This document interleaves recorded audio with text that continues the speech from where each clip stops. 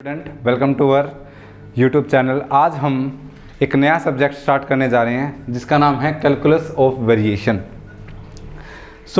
इसमें हमारे पास क्या होगा, कैलकुलस ऑफ वेरिएशन में बेसिकली कैलकुलस ऑफ वेरिएशन का मतलब क्या होता है। सबसे पहले मैं एग्ज़ाम में बता दूं, एग्ज़ाम में कैलकुलस ऑफ वेरिएशन के एटलीस्ट 2 क्वेश्चन आते हैं। 8 से 10 मार्क्स का पोर्शन ये कवर करता है। इसमें क्या होता है, एक क्वेश्चन 3 मार्क्स का और एक 4.75 मार्क्स का आता है, या फिर कई बार 2 क्वेश्चन 3 मार्क्स के आ जाते हैं, फिर सी पार्ट में नहीं आता है, या फिर कई बार ऐसा भी देखा गया है कि 2 क्वेश्चन 4.75 मार्क्स के सी पार्ट में पूछे जाते हैं। ठीक है, तो बहुत ईजी सा टॉपिक है। अगर किसी ने डिफरेंशियल इक्वेशन पढ़ ली है, पार्शियल डिफरेंशियल इक्वेशन जिसने डिस्कस कर ली है, उसके बाद कैलकुलस ऑफ वेरिएशन में कुछ नहीं है। ओके, इसमें हमारे पास क्या होगा, कैलकुलस ऑफ वेरिएशन। इसमें हमारे पास जो वेरिएशनल प्रॉब्लम है, वेरिएशनल प्रॉब्लम के कोरस्पॉन्डिंग हमारे पास डिफरेंशियल इक्वेशन आएगी, उनको सोल्व करना है। ठीक है, तो basically what is calculus of variation. Calculus of variation को समझने के लिए हमारे पास देखो, इसमें क्या करना है, हमारे पास 2 पॉइंट है, एक ये है और एक ये है, इन XY प्लेन में। ठीक है, ये होगा हमारे पास, this is x axis and this is our y axis. Okay, तो इसमें हमारे पास क्या होगा, ये मैंने पॉइंट ले लिया। सबसे पहले मैंने ये पॉइंट ले लिया जिसका जो नाम है हमने P रख दिया। ठीक है, और इसके जो x एक्सिस में x1 और y से कोरस्पॉन्डिंग y1। ठीक है, ये पॉइंट ले लिया मैंने। फिर ये अनदर पॉइंट है, इसको मैंने Q बोल दिया, इसके कोऑर्डिनेट ले लिए मैंने x2 और y2। ठीक है, अब इसमें कैलकुलस ऑफ वेरिएशन में मतलब क्या होता है कि P से Q तक जाने में हमारे पास कितने को कौन सी कर्व होगी जो इसमें और इसमें जाने में मिनिमम होगी। ठीक है, P से Q जाने में हमें ऐसी कर्व चाहिए कि हम पाथ है जो मिनिमम हो। ठीक है, तो या फिर P से Q तक जाने में हमें एक ऐसा पाथ चाहिए जो मैक्सिमम हो। ठीक है, इसको बोलते हैं एक्सट्रीमल। ठीक है, जो हम कैलकुलस ऑफ वेरिएशन में फाइंड आउट करेंगे, वो मिनिमम पाथ जो P को Q से मिला दे। ठीक है, और वो मैक्सिमम पाथ जो P को Q से मिला दे। ठीक है, और इन दोनों को कंबाइन करके बोलना हो तो इसको हम एक्सट्रीमम पाथ बोलेंगे। जैसे P को Q से मिलाने के हमारे पास इनफाइनेटली मैनी पाथ्स हैं। ठीक है, अब कोई बच्चा बोले इसमें मिनिमम पाथ क्या है। ठीक है, तो मिनिमम पाथ क्या है इसमें, अगर मैं P को डायरेक्ट Q से मिला दूं, this is a straight line. Okay, अब ये स्ट्रेट लाइन आएगी तो इस स्ट्रेट लाइन को, इस पाथ को मैंने किसका नाम दे दिया, y is equal to y x. Y is a function of x। ठीक है, y की वैल्यू आएगी x की टर्म में। तो ये जो कर्व है, ठीक है, हमें पूरे कैलकुलस ऑफ वेरिएशन में एक ऐसी कर्व फाइंड आउट करनी है जो एक पॉइंट को दूसरे पॉइंट पे 2 होंगे। या तो हमारे पास 2 टाइप की प्रॉब्लम होगी। फर्स्ट टाइप की कि हमारे पास 2 फिक्स पॉइंट आएंगे। ठीक है, तो फिक्स पॉइंट प्रॉब्लम बोलेंगे उनको, और एक वेरिएशन प्रॉब्लम आएगी कि वेरिएशन चल रहा है हमारे पास। ठीक है, और बेसिकली वो 2 फिक्स पॉइंट पे ही पूछता है। ओके, तो अब ये 2 फिक्स पॉइंट कैसे दिए होंगे, उनको बोलते हैं हम बाउंड्री प्रॉब्लम। ठीक है, वो होगी हमारे पास ऐसे, y of x1 is equal to y1। ठीक है, y की वैल्यू एट x1 y1 है। ठीक है, और जो दूसरी कंडीशन है वो होगी y of x2 is equal to y2। ठीक है, और जो पाथ होगा जो हमें फाइंड आउट करना है, कर्व है, या फिर आप ऐसे बोल सकते हो कि कर्व की इक्वेशन है, वो क्या होगी, y is equal to y x. ठीक है, और जो कर्व आएगी, मान लो ये तो हमारे पास स्ट्रेट लाइन है, और उसके बाद कुछ और भी आएगी, जैसे एक पॉइंट को दूसरे पॉइंट तक मिलाना है तो वो सिलेंड्रिकल पाथ होगा, को बहुत से क्वेश्चन सोल्व करेंगे, या फिर एक सर्कल होगा, कुछ भी हो सकता है, रेक्टेंगल होगा, कुछ भी हो सकता है। ओके, तो इसमें जैसे सिंपल समझने के लिए हमने इसमें P को Q से मिलाया, तो जो शॉर्टेस्ट पाथ है वो क्या है, this is a straight line. इसका भी हम क्वेश्चन डिस्कस करेंगे, और जो 2 बाउंड्री कंडीशन है वो इस टाइप से दी होगी। अब बात आती है जो हमारे पास नया वर्ड आएगा, फंक्शनल। ठीक है, फंक्शनल क्या होता है, जैसे y is equal to y x, ये क्या है, एक फिलहाल फंक्शन है किसका, y is a function of x। अब इसमें हमारे पास क्या होगा, P से Q तक जाने में, ठीक है, with respect to x axis देखेंगे हम। ठीक है, तो उसको लिखने का तरीका क्या है, ये होगा हमारे पास, P पे जा रहे हैं तो x एक्सिस, इसकी वैल्यू क्या है, x की x1। ठीक है, तो x1 से Q पे जा रहे हैं तो लास्ट वैल्यू क्या है, x2। ठीक है, अब इसमें जो हमारे पास f है, एक नया फंक्शन ले लेंगे। हमारे पास क्या है, x इंडिपेंडेंट वेरिएबल, y क्या है, डिपेंडेंट वेरिएबल, ठीक है। इसके कोरस्पोंडिंग फंक्शन क्या बन गया, y ऑफ x। अब इस y ऑफ x का भी अगर मैं डेरिवेटिव कर दूं विद रिस्पेक्ट टू x, तो वो क्या होता है, dy बाई dx। और ओडी में हमने पढ़ा है कि इसको हम क्या बोलते हैं, y डैश बोलते हैं। अब मैंने इस कर्व को फाइंड आउट करने के लिए, जो एक कर्व आई है स्ट्रेट लाइन है कैसे आई है, इसको फाइंड आउट करने के लिए यहां पर फंक्शन ऑफ फंक्शन, जिसको हम क्या बोलते हैं, फंक्शनल बोलते हैं, उसको लिखने के लिए हमने यहाँ पे लिख दिया capital F which is a function of x and y। x and y का तो है ही, साथ साथ इसमें एक वेरिएबल और आ जाएगा y डैश, या फिर इसका आप इसको ऐसे भी लिख सकते हो dy बाई dx, ठीक है, इनटू dx, बिकॉज हम किसके रिस्पेक्ट में कर रहे हैं, x के रिस्पेक्ट में, ठीक है।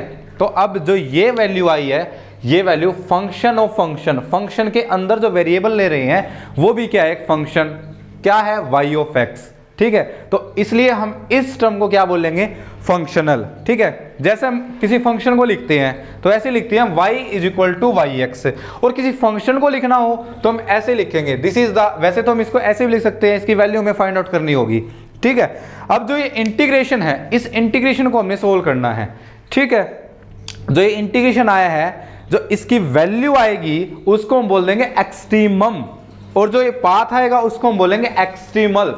There is a two term, one is extremal, the path from P to Q which is either minimize or maximize to the given problem। और जो वैल्यू आएगी उसकी, जिस भी वैल्यू आएगी, मिनिमम वैल्यू आई, मैक्सिमम वैल्यू आई, वो इस इंटीग्रेशन की वैल्यू होगी, उसको हम नाम देंगे एक्सट्रीमम वैल्यू। और जो हमारे पास जो प्रॉब्लम आएगी उसमें हमने किसी भी फंक्शनल की एक्सट्रीमम वैल्यू ही फाइंड आउट करनी होगी, ठीक है। हमारे पास सिर्फ दो टाइप से क्वेश्चन पूछे जा सकते हैं, find the extremal, extremal find out करना है हमें, उसमें हमारे पास एक इक्वेशन आ जाएगी, या फिर एक्सट्रीमम वो वैल्यू भी फाइंड आउट करनी है। इस फंक्शन को, इसको सोल्व करने के लिए हमारे पास इक्वेशन आएगी जिसको हम नाम देंगे आइलर इक्वेशन। वो हमारे पास नेसेसरी कंडीशन होगी to the extremize the this integration, ठीक है, वो नेसेसरी कंडीशन होगी, उसको हम बोलेंगे आइलर इक्वेशन, जिसकी हमारे पास बेसिकली तीन फॉर्म होती है, ठीक है। वो हम इसके बाद डिस्कस करेंगे। फर्स्ट ऑफ ऑल हम ये डिस्कस कर रहे हैं कि what is calculus of variation, ठीक है। तो अब इस टर्म को, इसको हम क्या बोलेंगे, फंक्शनल, ठीक है, इसको क्या बोलेंगे, फंक्शनल। और सिंपल लैंग्वेज में बोले तो इसको हम बोलते हैं फंक्शन ऑफ फंक्शन, ठीक है। तो अब इसको हमें लिखना हो तो इसको हम ऐसे लिख सकते हैं, कोई भी एक अनदर वेरिएबल से आई ऑफ, यहाँ पे जैसे हमने यहाँ पे y of x, x is a variable, लेकिन यहाँ पे फंक्शन ऑफ फंक्शन है, तो यहाँ पे हमने क्या लिखना पड़ेगा, y ऑफ x, ठीक है। तो this is a functional, is that clear. तो अब इसमें हमने क्या करना है, P से Q तक टू फिक्स पॉइंट हमें दे रखे हैं, और जो ये है इनको हम क्या बोलते हैं, इनको हम बोलते हैं बाउंड्री कंडीशन, ठीक है। ये हमें गिवन होनी चाहिए। बाउंड्री कंडीशन क्या होती है, तो हमारा जो पर्पज रहेगा, हमारा पर्पज ये रहेगा कि एक पॉइंट पी क्यू को भूल जाओ, एक पॉइंट से दूसरे पॉइंट तक हमें एक ऐसी कर्व फाइंड आउट करनी है जिसमें इस फंक्शनल के इंटीग्रेशन की वैल्यू क्या आ जाए, या तो डेफिनेट वैल्यू आए, ठीक है, डेफिनेट वैल्यू आ जाएगी, और उस डेफिनेट वैल्यू को हमने क्या करना है, फाइंड आउट करना है, और उसी को हम क्या बोलेंगे, इसके कोरस्पोंडिंग एक्सट्रीमम आया है। और जो इंटीग्रेशन कोरस्पोंडिंग जो हमारे पास इस इंटीग्रेशन को सोल्व करने के बाद जो हमारे पास डिफरेंशियल इक्वेशन आएगी उसको हम क्या बोलेंगे, एक्सट्रीमल बोलेंगे, ठीक है। तो ये हमें बेसिकली कैलकुलस ऑफ वेरिएशन में मोस्टली ऐसे ही क्वेश्चन पूछे जाते हैं जो हम डिस्कस करेंगे, ठीक है। अब उसके बाद ये हो गया हमारे पास बेसिक इंट्रोडक्शन।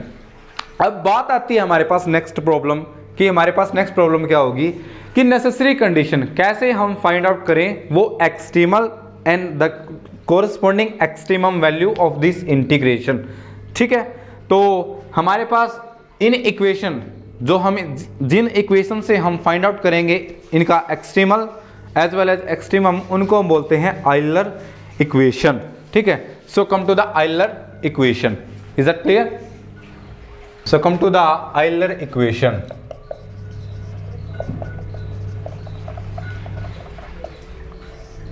आइलर इक्वेशन किस लिए होती है, जो अभी मैंने बताया, जो इंटीग्रेशन होता है उसकी एक्सट्रीम वैल्यू को फाइंड आउट करने के लिए जो नेसेसरी कंडीशन होती है, ठीक है। सो द नेसेसरी कंडीशन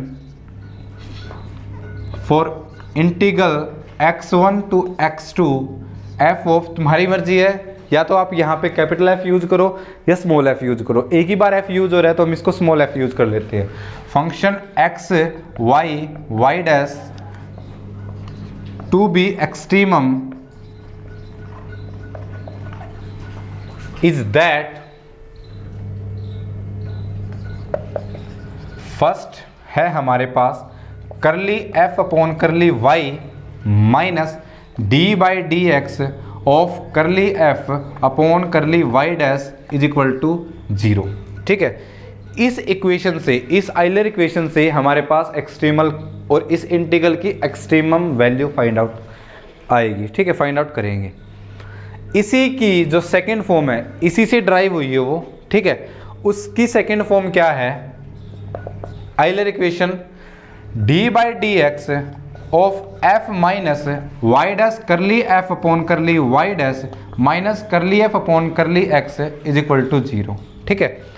इसको क्या बोलते हैं, इसको बोलते हैं आइलर इक्वेशन की फर्स्ट फॉर्म, इसको क्या बोलते हैं, आइलर इक्वेशन की सेकंड फॉर्म, ठीक है। इसी से हमारे पास क्या आएगा, एक्सट्रीमम, ठीक है। और एक और होती है थर्ड फॉर्म जिसमें हमारे पास हायर डेरिवेटिव आ जाए, y है y dash y double dash आ जाए, ठीक है। तो इसी को फॉर्म करके एक थर्ड फॉर्म और होती है जो हम नेक्स्ट लेक्चर्स में डिस्कस करेंगे, वो होती है इसी से पहले तो इतनी curly f upon curly y minus d by d x of curly f upon curly y dash plus d square upon d x square curly f upon curly y double dash is equal to 0, ठीक है। एक ये form होती है जो हम next lecture में discuss करेंगे, ठीक है। बेसिकली जो हमारे पास मोस्ट अप्रोप्रिएट जो आइलर कंडीशन, जो आइलर इक्वेशन जो हम 90% क्वेश्चंस में एक्सट्रीमम वैल्यू को फाइंड आउट करने के लिए जो हम यूज करेंगे वो ये फर्स्ट फॉर्म करेंगे, ठीक है।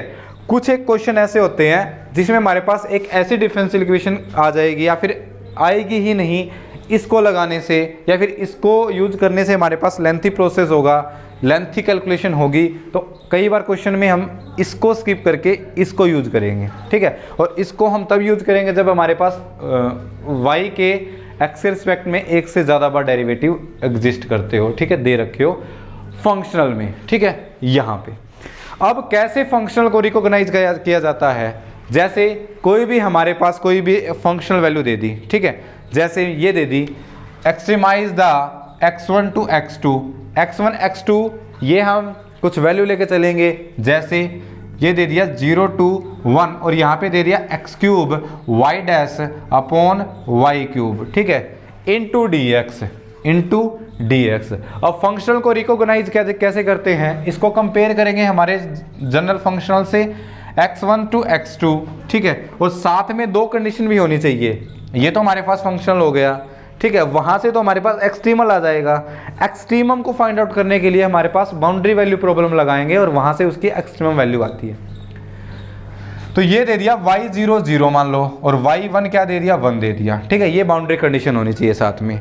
तो इसको कंपेयर करेंगे हमारे पास x1 to x2 f of x y dash into d x.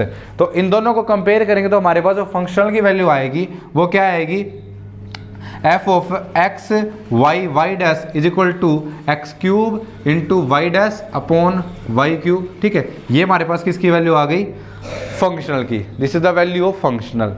अब बार बार f ऑफ ये लिखने की बजाय हम इसको सीधा क्या लिख देते हैं, कई बार f भी लिख देते हैं, ठीक है। तो इस f का, इस फंक्शनल f का यूज हम यहाँ पे करेंगे, फिर इस एक्सप्रेशन को फाइंड आउट करेंगे और इस एक्सप्रेशन को सोल्व करके हमारे पास एक डिफरेंशियल इक्वेशन आ जाएगी। उस डिफरेंशियल इक्वेशन को हमने क्या करना है, सोल्व करना है। उस डिफरेंशियल इक्वेशन को सोल्व करने के बाद हमारे पास एक फंक्शन आ जाएगा y is equal to y x, ठीक है। ये फॉर्म में हमारे पास फंक्शन आ जाएगा उस डिफरेंशियल इक्वेशन को सोल्व करने के बाद, और ये ही क्या होगा इसका एक्सट्रीमम, ठीक है। ये क्या होगा इसका एक्सट्रीमम। इज दैट क्लियर, ये हमारा प्रोसेस रहेगा। क्वेश्चन डिस्कस करने से पहले मैं आपको इसके कोरस्पॉन्डिंग जो डिफरेंट पार्टिकुलर केस है इस आइलर इक्वेशन फर्स्ट के कोरस्पॉन्डिंग वो हम डिस्कस करेंगे। वो डिफरेंट केस क्या हो सकते हैं कि जो हमारे पास फंक्शनल है वो 3 वेरिएबल का है, x का, y का और y डैश का। क्या हो सकता है कि फंक्शनल है f वो इंडिपेंडेंट हो x की। इंडिपेंडेंट होने का मतलब क्या है कि उसमें हमारे पास x की कोई भी टर्म ना हो, ठीक है। सिमिलरली हमारे पास और केस क्या हो सकते हैं कि जो फंक्शनल है वो इंडिपेंडेंट हो y की, ठीक है, यानी उसमें सिर्फ x और y डैश की कोरस्पॉन्डिंग टर्म आए, y की कोरस्पॉन्डिंग कोई भी टर्म ना आए। थर्ड केस क्या हो सकता है, हमारे पास जो फंक्शनल है वो इंडिपेंडेंट हो y डैश की, ठीक है, मतलब फंक्शनल में कहीं भी हमारे पास y डैश की कोई टर्म ना आए। फॉर एग्जाम्पल जैसे मैंने ये फंक्शनल लिखा है यहाँ पे, ठीक है, तो इस फंक्शनल में हमारे पास x की टर्म भी है, y की टर्म भी है और y डैश की टर्म भी है। तो इसमें हमारे पास क्या है, जो फंक्शनल है वो x पे भी डिपेंड करता है, y पे भी डिपेंड करता है और y डैश पे भी डिपेंड करता है। फॉर एग्जाम्पल जैसे मैंने ये बोल दिया इस फंक्शन में y डैश नहीं होता, ठीक है, सिर्फ ये होता है x cube upon y cube, ठीक है। तो अब जो ये फंक्शनल है ये y डैश के इंडिपेंडेंट है, या फिर ये फंक्शनल ऐसे होता x cube into y dash का स्क्वायर। अब जो ये फंक्शनल है अब ये y के कोरस्पॉन्डिंग इंडिपेंडेंट है, और अगर ये ऐसे होता यहाँ पे ये होता y इंटू वाई डैश का स्क्वायर, तो अब ये जो फंक्शनल है ये फंक्शनल x के कोरस्पॉन्डिंग इंडिपेंडेंट है, x की कोई भी टर्म नहीं है इसमें। तो इन डिफरेंट केस को हम यहीं पे डिस्कस कर लेंगे। और एक सिंपल सी हमारे पास कैलकुलेशन है कि अगर हम पार्शियल डेरिवेटिव करते हैं, अगर कोई फंक्शनल या फिर फंक्शन किसी वेरिएबल के इंडिपेंडेंट है, तो इंडिपेंडेंट है तो उस फंक्शन का उस वेरिएबल के कोरस्पॉन्डिंग जो पार्शियल डेरिवेटिव होता है, मैं बात करूंगा फर्स्ट पार्शियल डेरिवेटिव की, क्योंकि जो आइलर इक्वेशन है उसमें हमारे पास फर्स्ट पार्शियल डेरिवेटिव यूज हुआ है, इसमें भी, ठीक है, और इसमें भी, ठीक है। तो जो फर्स्ट पार्शियल डेरिवेटिव है वो क्या होगा, 0, ठीक है। तो इसके कोरस्पॉन्डिंग हम इन पॉइंट्स को लेके उन पार्टिकुलर केस को डिस्कस करते हैं, ठीक है, ओके, ठीक है। अब ये हमारे पास आइलर इक्वेशन है। Come to the particular case, ठीक है, पार्टिकुलर केस। सबसे पहले हम फर्स्ट लेके चलते हैं कि जो f है वो इंडिपेंडेंट है y के। when f is independent of y के इंडिपेंडेंट हो, ठीक है, देन y के इंडिपेंडेंट है तो f का first partial derivative with respect to y वो क्या होगा, 0। Then the first Euler equation become, इसकी वैल्यू क्या हो गई, 0। तो 0 minus d by d x of curly f upon curly y dash is equal to 0। इसको यहाँ से हटा के हम ऐसे भी लिख सकते हैं, और we can write this in differentiation of this term is 0, then this term become constant. So this implies that curly f upon curly y dash is equal to some constant value. इसको मैं c भी लिख सकता हूँ। तो हमारे पास ये क्या बन जाएगी, corresponding आइलर इक्वेशन, ठीक है। ये सब काम हम क्यों कर रहे हैं, क्योंकि अगर हमें डायरेक्टली दिख रहा है कि f में y की टर्म नहीं है तो हम डायरेक्टली उसको f को with respect to y dash के कोरस्पॉन्डिंग हम डिफरेंशिएशन करेंगे और उसको किसी कांस्टेंट के इक्वल रखे, हमारे पास ये क्या आ जाएगी, एक डिफरेंशियल इक्वेशन आ जाएगी। तो हमारा काम आसान हो जाएगा, इतनी सारी कैलकुलेशन हमें करने की जरूरत नहीं है, ठीक है। सेकंड केस हमारे पास क्या है, सेकंड केस हमारे पास होगा when f is independent of x, ठीक है, when f is independent of x, ठीक है। अब x के कोरस्पॉन्डिंग इंडिपेंडेंट है, x पे इंडिपेंडेंट है, तो इसमें हम ये इक्वेशन यूज करेंगे, ठीक है। x के इंडिपेंडेंट है, दिस इंप्लाइज दैट जो करली f अपॉन करली x है उसकी वैल्यू क्या होगी, 0 होगी। तो यहाँ से हमारे पास क्या होगा, इसकी वैल्यू 0, तो यहाँ से हमारे पास क्या आ जाएगा, देन जो सेकंड, ये फर्स्ट मान लो इक्वेशन है, ये सेकंड है, तो जो सेकंड इक्वेशन है वो क्या देगी, d by d x of f minus y dash curly f upon curly y dash is equal to 0, ठीक है। इसकी वैल्यू क्या आ जाएगी, 0 आ जाएगी। अब इसकी वैल्यू 0 है, मतलब जो अंदर वाली क्वांटिटी है ये किसके को ले जाएगी, कॉन्स्टेंट्स के। This implies that f minus y dash curly f upon curly y dash is equal to some constant, again we can write this as c which is a constant, ठीक है। तो अब अगर कोई x के corresponding independent है f, तो उसके लिए हमारे पास डायरेक्ट जो हमारे पास इक्वेशन होगी वो ये होगी, f minus y dash into curly f upon curly y dash is equal to some constant, ठीक है। और जो थर्ड केस हमारे पास क्या हो सकता है, थर्ड केस हमारे पास हो सकता है कि जो f है, f is independent of y dash, ठीक है। f y डैश के कोरस्पोंडिंग इंडिपेंडेंट हो तो यहाँ से हमारे पास क्या होगा, curly f upon curly y dash is equal to 0। अब curly f upon curly y dash 0 है, then the first Euler equation become d by d x of this, इसकी वैल्यू क्या है, 0 है, 0 का डिफरेंशिएशन 0, तो जो फर्स्ट आइलर इक्वेशन है वो हमारे पास क्या देगी, curly f upon curly y is equal to 0, ठीक है। अब यहाँ पे देखो y डैश के कोरस्पोंडिंग f इंडिपेंडेंट है y डैश के, तो उस f में, उस फंक्शनल में y डैश की कोई भी टर्म नहीं होगी और y डैश की कोई भी टर्म नहीं होगी, और फिर उसके कोरस्पोंडिंग जो हमारे पास जो आइलर इक्वेशन आई है वो आई है करली f upon curly y is equal to 0। तो अगर मैं यहाँ से आपसे एक क्वेश्चन करूँ, क्या देखो तीन केस बने हमारे पास। फर्स्ट केस जब f इंडिपेंडेंट हो y के, जब f इंडिपेंडेंट हो x के और f इंडिपेंडेंट हो y डैश के, ठीक है। तो मुझे ये बताओ कि किस इक्वेशन में, किस केस में, किस पार्टिकुलर केस में हमारे पास जो ये आइलर इक्वेशन आई है वो एक डिफरेंशियल इक्वेशन बनेगी और किस में नहीं बनेगी, ठीक है। वीडियो पॉज करके आप सोच सकते हो कि किस में बनेगी और किस में नहीं बनेगी, ठीक है।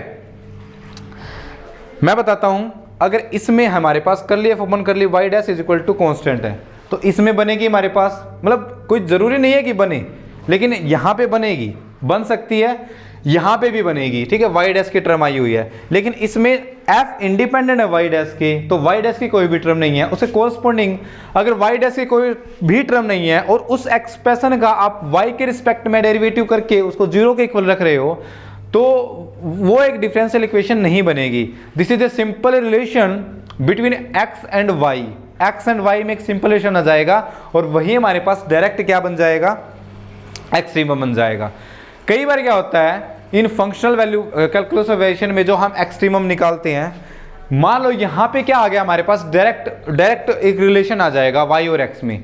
अब वो एक्सट्रीमम बन भी सकता है, एक्सट्रीमल बन भी सकता है, नहीं भी बन सकता है।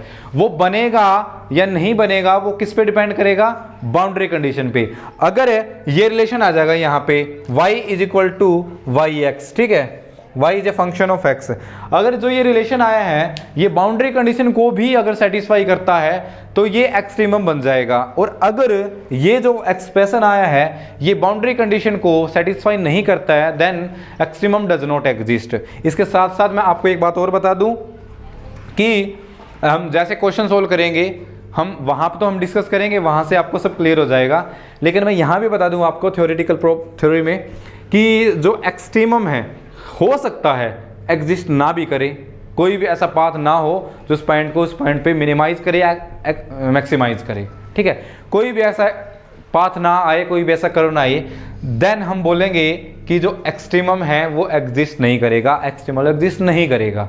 हो सकता है कि इनफाइनेटली मैनी एक्सट्रीमम एग्जिस्ट करे, ठीक है, और हो सकता है कि यूनिकली मिनिमम मैक्सिमम एक्सट्रीमम मतलब वैल्यू एग्जिस्ट करे। तो तीनों केस है, यूनिक भी हो सकता है, इनफाइनेटली मैनी एक्सट्रीमम भी पॉसिबल हो सकते हैं, और ऐसा भी हो सकता है कि एक्सट्रीमम एग्जिस्ट ही ना करे।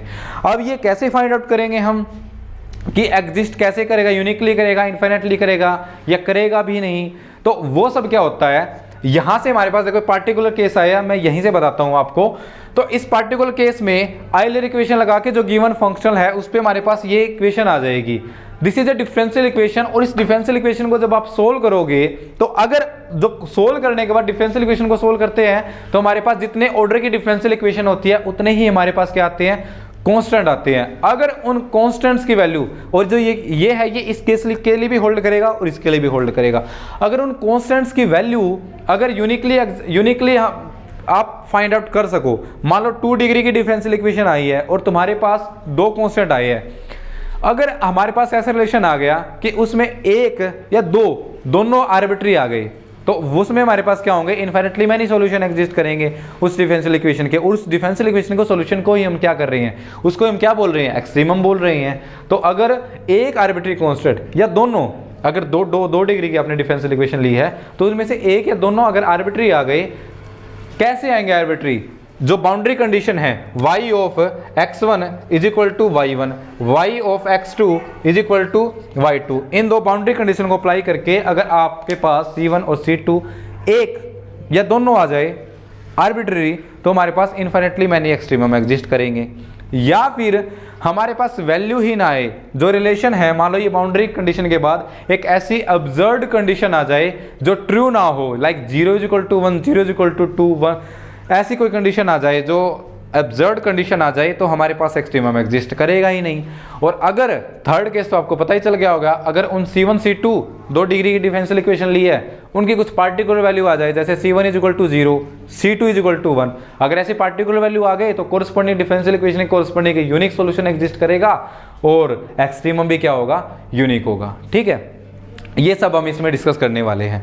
तो ये थे पार्टिकुलर केस, जो इसमें हमारे पास क्या आ जाएगी, डायरेक्ट रिलेशन आ जाएगा। इसमें हमें डिफरेंशियल इक्वेशन आ जाएगी, उसको सोल्व करना पड़ेगा, और इसमें भी हमारे पास क्या आ जाएगी, एक डिफरेंशियल इक्वेशन, उसको भी हमने सोल्व करना पड़ेगा, और उसके कोरस्पॉन्डिंग सोल्व करने के बाद हमारे पास क्या आ जाएगा, एक्सट्रीमम। ठीक है, now we discuss some question, जिससे आपको ये कॉन्सेप्ट क्लियर हो जाएगा। Okay, now come to the question. Question क्या है हमारे पास, find the extremal of the functional this and this. ठीक है, हमारे पास 2 क्वेश्चन है जिनको हम डिस्कस करेंगे। अब देखो, तो फर्स्ट है, इसमें हमारे पास y भी है, y डैश की टर्म भी है, और x की टर्म भी है, sin x। ठीक है, तो इसको हम सिंपल आइलर इक्वेशन है उसको डायरेक्ट लगाएंगे, कोई पार्टिकुलर केस नहीं होगा। लेकिन जो सेकेंड क्वेश्चन है उसमें हमारे पास y डैश है, x है, लेकिन y नहीं है। ठीक है, तो मतलब कौन सा केस आ जाएगा, फर्स्ट केस आ जाएगा। ठीक है, जिसमें हमारे पास क्या है, y के कोरस्पॉन्डिंग इंडिपेंडेंट है। ठीक है, तो हम सॉल्यूशन पार्ट पे आते हैं। तो सबसे पहले हम सोल्व करते हैं फर्स्ट क्वेश्चन को। गिवन क्या हमारे पास, x node to x1 y square plus y dash square minus 2y sin x into d x. इसको हम कंपेयर करेंगे x नोड टू x1, यहाँ पे हमारे पास क्या होता था, f of x y dash into d x. तो यहाँ से हमारे पास जो फंक्शनल है उसकी वैल्यू क्या आई है, x y डैश, उसकी वैल्यू आई है y square plus y dash square minus 2y sin x। ठीक है, और जो एक्सट्रीमल आएगा वो आइलर इक्वेशन से आएगा। तो आइलर इक्वेशन हमारे पास क्या होगी, curly f upon curly y minus d by d x of curly f upon curly y dash is equal to 0। तो यहाँ से हमारे पास f का विद रिस्पेक्ट टू y और with respect to y dash first partial derivative चाहिए। तो इसको हम पहले डेरिवेटिव पार्शियल डेरिवेटिव करेंगे विद रिस्पेक्ट टू y। तो यहाँ से हमारे पास आ जाएगा, इसको मैं इक्वेशन 1 मान लेता हूँ। तो यहाँ से हमारे पास आ जाएगा curly f upon curly y is equal to y के रिस्पेक्ट में करेंगे तो इसका हो जाएगा 2y। ठीक है, इसका 0 और y के रिस्पेक्ट में करेंगे तो इसका माइनस 2 sin x, और y का y के रिस्पेक्ट में 1, तो जाएगा माइनस 2 sin x हो गया। दूसरी टर्म क्या चाहिए, करली f अपॉन, इसको मैं इक्वेशन 2 बोल देता हूँ, curly f upon curly y dash is equal to f का with respect to y dash, y square है 0 हो जाएगा, इसका क्या हो जाएगा 2y डैश। ठीक है, और y डैश का फिर 1, और इसमें y डैश की कोई भी टर्म नहीं है तो इसका 0। तो इन दोनों की वैल्यू यहाँ पे पुट करते हैं आइलर इक्वेशन में। तो ये हमारे पास क्या आ जाएगी, इक्वेशन 2 हमें क्या देगी, इक्वेशन 2 हमें देगी curly f upon curly y, इसकी वैल्यू ये रही 2y माइनस 2 sin x। ठीक है, minus d by d x of, इसकी वैल्यू ये रही 2y dash, 2y dash is equal to 0। इसको मैं कैसे लिख सकता हूँ, 2 थ्रू आउट कॉमन लेंगे, y minus sine x minus 2 throughout common y dash, और एक बार और डेरिवेटिव है with respect to x। y dash का मतलब क्या है, dy बाई डी एक्स। तो इसका हम एक बार और डेरिवेटिव करने लग जाए तो इसका 2 टाइम्स हो जाएगा, और इसको मैं क्या बोलता हूँ, y डबल डैश बोलते हैं। तो इसको मैं क्या बोल सकता हूँ, y double dash is equal to 0। 2 इस तरफ जाके 0, तो इसको मैं क्या लिख सकता हूँ, इसको मैं लिख सकता हूँ y minus y double dash is equal to, यहाँ पे हमारे पास क्या हो जाएगा साइन x, ठीक है, साइन x को इस तरफ लेके आए, तो इस इक्वेशन को मैं ऐसे भी लिख सकता हूँ y double dash minus y is equal to minus sine x, इसको मैं थर्ड इक्वेशन बोल सकता हूँ। ये हमारे पास आ जाएगा एक्सट्रीमल, ठीक है। इसको सोल्व करेंगे हम, ठीक है, इसको सोल्व करने के बाद हमारे पास एक्सट्रीमम वैल्यू आ जाएगी, ठीक है, वो पाथ आ जाएगा y is equal to y x, ठीक है, वो हमारे पास एक्सट्रीमल आ जाएगा। अब इस डिफरेंशियल इक्वेशन को सोल्व करेंगे, इसको मैं कैसे लिख सकता हूँ, इसको मैं ऐसे लिख सकता हूँ d square minus 1 into y is equal to sine x minus sine x. और इसको सोल्व करना तुमने डिफरेंशियल इक्वेशन में, ऑर्डिनरी डिफरेंशियल इक्वेशन में सीख लिया है। ऑक्सिलरी इक्वेशन क्या होगी, यहाँ से ऑक्सिलरी इक्वेशन होगी d square minus 1 is equal to 0, यहाँ से डी को m पुट करते हैं और फिर ये आ जाएगा m square minus 1 is equal to 0, और यहाँ से जो m की वैल्यू है वो आ जाएगी प्लस माइनस 1, और इसके कोरस्पॉन्डिंग जो कॉम्प्लीमेंट्री फैक्टर पार्ट आता है वो क्या आता है c1 e raise to power 1x plus c2 e raise to power minus x। और इसके कोरस्पॉन्डिंग जो पार्टिकुलर इंटीग्रल है वो हम कैसे फाइंड आउट करते हैं, 1 upon D square minus 1 into minus sine x, ठीक है। इस माइनस को हम आगे ले आते हैं, साइन एक्स, एक्स का कोफिशिएंट 1 है, तो यहाँ पे जो डी स्क्वायर है इसको हम क्या पुट करेंगे माइनस 1, तो ये जाएगा minus 1 upon minus 1 minus 2 into sine x, और यहाँ से माइनस से माइनस कैंसिल, ये आ जाएगा 1/2 इंटू साइन एक्स। और जो इस डिफरेंशियल इक्वेशन का जो फिर कंप्लीट सॉल्यूशन आएगा, कंप्लीट सॉल्यूशन क्या होता है, complementary factor part plus particular integral part. तो इसका कंप्लीट सॉल्यूशन y की value is equal to complementary factor part c1 e raise to power x plus c2 e raise to power minus x plus particular integral part plus 1/2 sine x। तो ये हमारे पास क्या आ गया, extremal. This is the required extremal, ठीक है। तो जो फर्स्ट क्वेश्चन है उसको हम ऐसे डिस्कस करेंगे, ठीक है। इस क्वेश्चन में जो फर्स्ट क्वेश्चन है इसमें हमारे पास x की टर्म भी है, y की टर्म भी है, y डैश की टर्म भी है, मतलब जो फंक्शनल है वो x पे भी डिपेंड कर रहा है, y पे भी डिपेंड कर रहा है और y डैश पे भी डिपेंड कर रहा है, और इसके कोरस्पॉन्डिंग जो एक्सट्रीमल आया है वो ये आया है, ठीक है। ये शायद एग्जाम में ही पूछा गया एक बार क्वेश्चन, वो हम जब नेट JRF के क्वेश्चन करेंगे तब हम डिस्कस करेंगे। So this is the first question. Now come to the second question, okay. Now come to the solution part of second, ठीक है। इसको कैसे सोल्व करेंगे डायरेक्टली, ठीक है।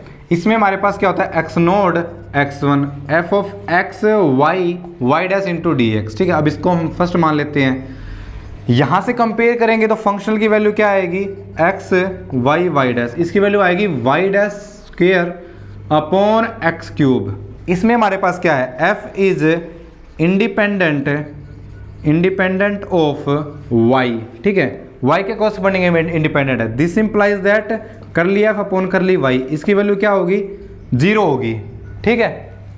और जो आइलर इक्वेशन है, आइलर इक्वेशन क्या होती है, करली f upon curly y minus d by d x of curly F upon curly y dash is equal to 0। देखो हमने पार्टिकुलर केस कर भी लिए थे, लेकिन मैं यहाँ पे बता रहा हूँ, करली एफ अपॉन करली वाई 0 होगा तो ये जो टर्म है सारी 0 हो जाएगी। फिर यहाँ से हमारे पास क्या बचेगा, सिर्फ d by d x of curly F upon curly y dash is equal to 0, और यहाँ से हम क्या बोल सकते हैं, curly F upon curly y dash is equal to some constant c, ठीक है, ऐसे बोल सकते हैं इसको। तो हम डायरेक्टली ये टर्म फाइंड आउट कर लेंगे। तो हमारे पास curly upon curly y dash, F की वैल्यू क्या है हमारे पास, वाई डैश का square upon x cube is equal to c, ठीक है। यहाँ से हमारे पास 1 upon x cube constant rate होगा, वो बाहर आ जाएगा। वाई डैश का स्क्वायर है तो यहाँ से हमारे पास क्या हो जाएगा, 2 इंटू वाई डैश, ठीक है, और फिर वाई डैश का 1 इज इक्वल टू सी, ठीक है, क्लियर है। अब इसको सोल्व करने के लिए हम क्या करेंगे, y डैश की टर्म को तो एक तरफ रखेंगे, बाकी सारी को एक तरफ, ठीक है। तो इसको मैं ऐसे लिख सकता हूं, y dash is equal to c by 2 into x cube, okay. और ये किसकी वैल्यू है, डी बाई डी एक्स की, तो y डैश को मैं d y by d x लिख सकता हूं। और यहां से हमें इस डिफरेंशियल इक्वेशन को सोल्व करना है, तो ये तो फर्स्ट ऑर्डर की है, तो इसको मैं डायरेक्टली dx को इस तरफ लिख के, और दोनों तरफ वेरिएबल सेपरेट हो गए, तो अब मैं दोनों तरफ इंटीग्रेशन कर देता हूँ। तो यहाँ से क्या हो जाएगा, y is equal to c by 2 constant treat होगा, एक्स क्यूब है तो इसका क्या हो जाएगा एक्स की पावर 4/4, और जो अनदर कांस्टेंट है उसको हमने क्या नाम दे दिया c1, अनदर इंटीग्रेटिंग कांस्टेंट। तो यहाँ से y is equal to x की पावर 4 इन upon 8 into c plus c1, ये हमारे पास क्या आ जाएगा रिक्वायर्ड एक्सट्रीमल, ठीक है, इस फंक्शनल के कोरस्पोंडिंग, ठीक है। तो ये था जब f था इंडिपेंडेंट y के, तो ये हमारे पास क्या आ जाएगा required extremal. Now come to the next important questions. Come to the next question.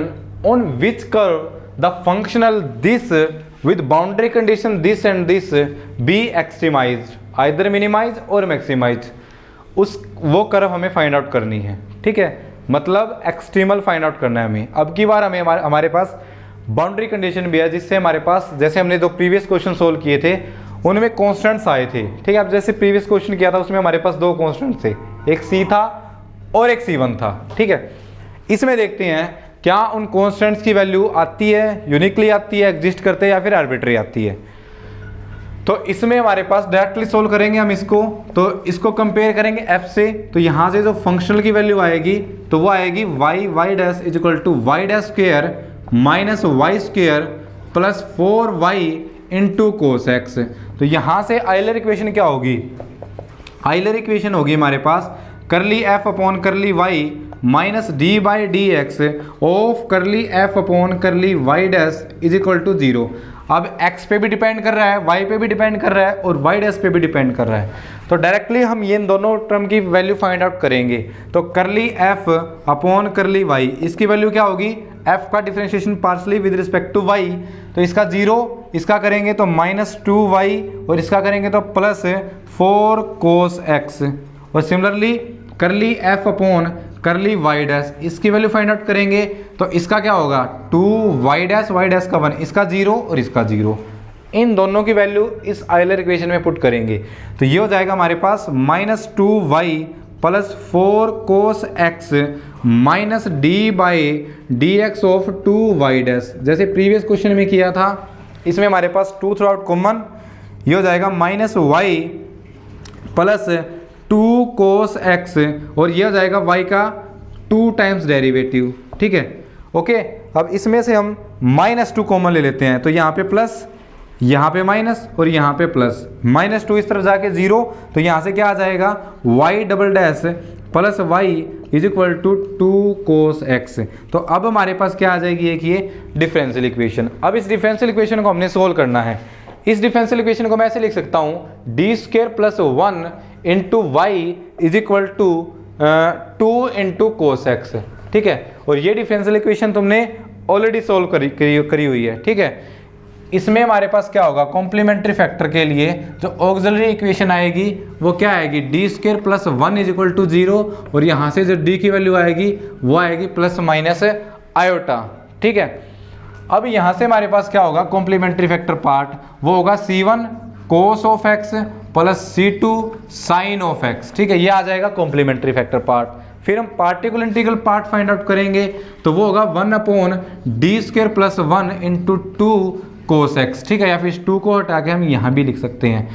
तो अब हम डी स्क्वायर का क्या पुट करेंगे, d square is equal to x का कोफिशिएंट का स्क्वायर का माइनस, तो -1 यहाँ पे पुट करेंगे तो -1 प्लस 1, नीचे अपोन में क्या आ गया 0, केस ऑफ फेलियर। तो इसके लिए हम क्या करते हैं 2x से मल्टीप्लाई करते हैं और इसका with respect to d derivative करेंगे, तो कितना हो जाएगा 2d cos x as it is, 2 से 2 कैंसिल, x 1/d का मतलब क्या होता है इंटीग्रेशन ऑफ cos x और cos x का इंटीग्रेशन sin x। तो ये हमारे पास क्या आ जाएगा particular integral part. Now complete solution is equal to complementary factor plus particular integral.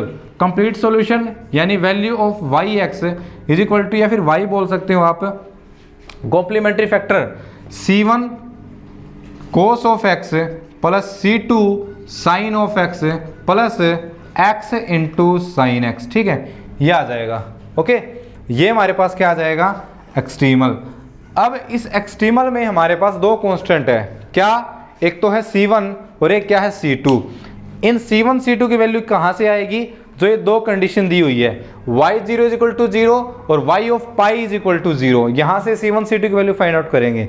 तो देखो पहले y0 इज इक्वल टू 0 इसको यूज करते हैं, मतलब x की वैल्यू 0 है y की वैल्यू भी 0 है, तो इस कंडीशन में y की वैल्यू 0 x की वैल्यू 0 है, तो C1 into cos 0 1 sign 0 0 sign 0 0, तो वो हो जाएगा 0। तो यहाँ से क्या आ जाएगा, यहाँ से आ जाएगा C1 इज इक्वल टू 0।